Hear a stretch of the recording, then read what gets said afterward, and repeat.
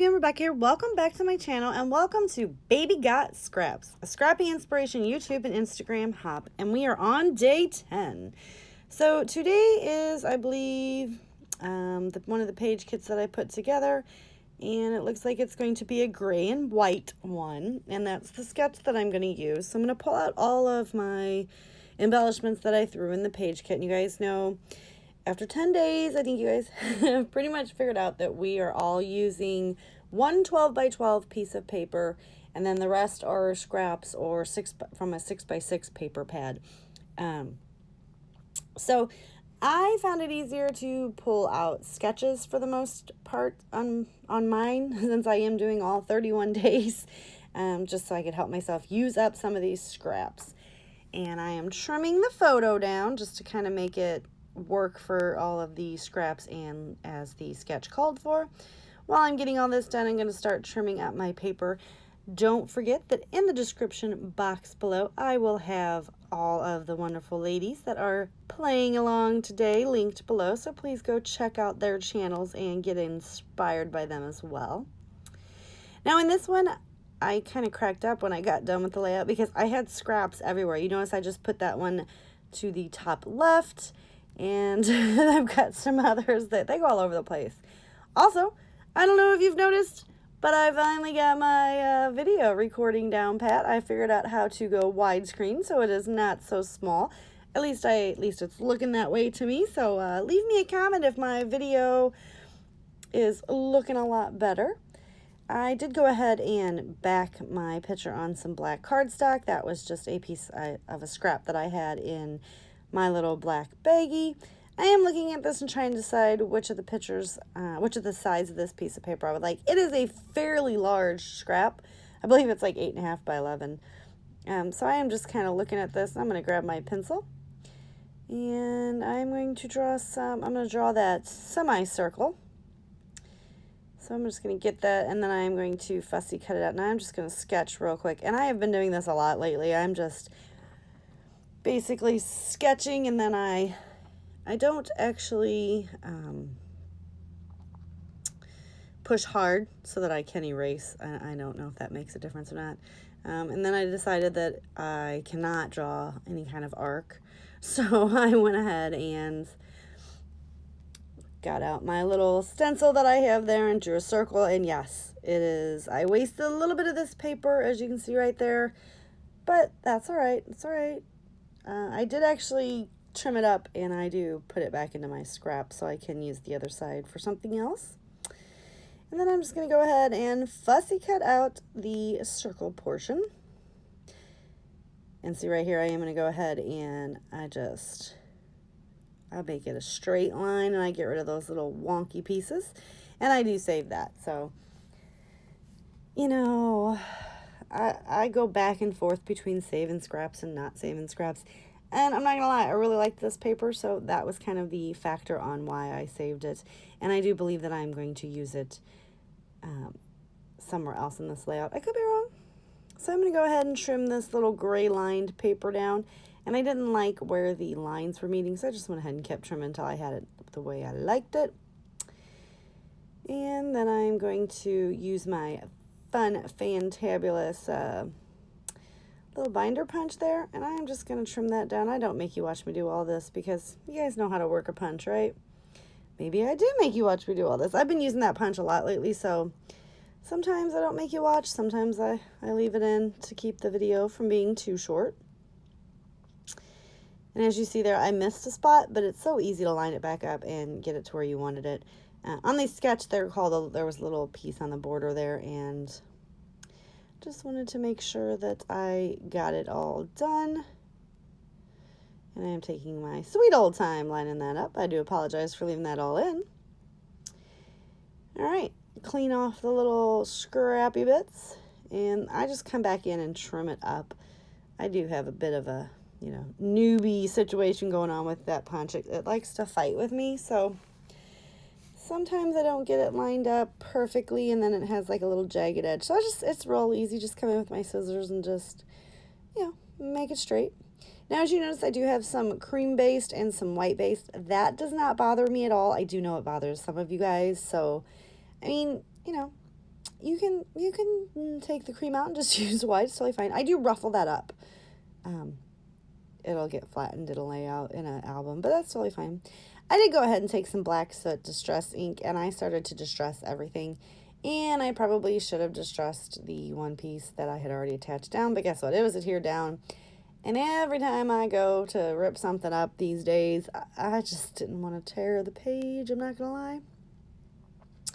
Now this is like a canvas piece, and that's really cool. I got it at Michael's. It's a paper pad, and I got it at Michael's like 4 or 5 years ago. It was in their Halloween edition, and it had all kinds of like textured 12 by 12 pieces of paper. There was twine pieces and corkboard pieces and chipboard pieces and canvas pieces and lace pieces. So that was pretty cool. So I am just going to go ahead and ink the edges of 2 of these. Spoiler alert, I only needed 1. So I didn't even need to trim that or go through all the hassle of inking the edges. But since there was a lot of white and cream, it really, honestly, it needed something to break up the, to show where they all ended and began. So, black soot distress ink to the rescue. And then this is just like a little foxy piece of paper, but since I'm doing a layout about my pit bull, who was, I don't remember what she was upset about, but she was pouting. And if you see the picture, she is sitting in the chair with her back towards us, and she's staring at the wall, and she is pouting because she is a big weenie baby, and she didn't get her way about something, so she's going to show us, and she was not going to speak to us.